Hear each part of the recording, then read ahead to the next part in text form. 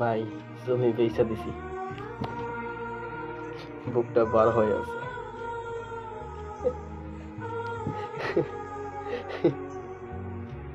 জমি নাই, ইনকামও নাই, লাগে আর ওর কি ঘুমাই যাই না ভাই। জমি গেলে গেছে, জীবনটা তো এখনো পাইছে আছে,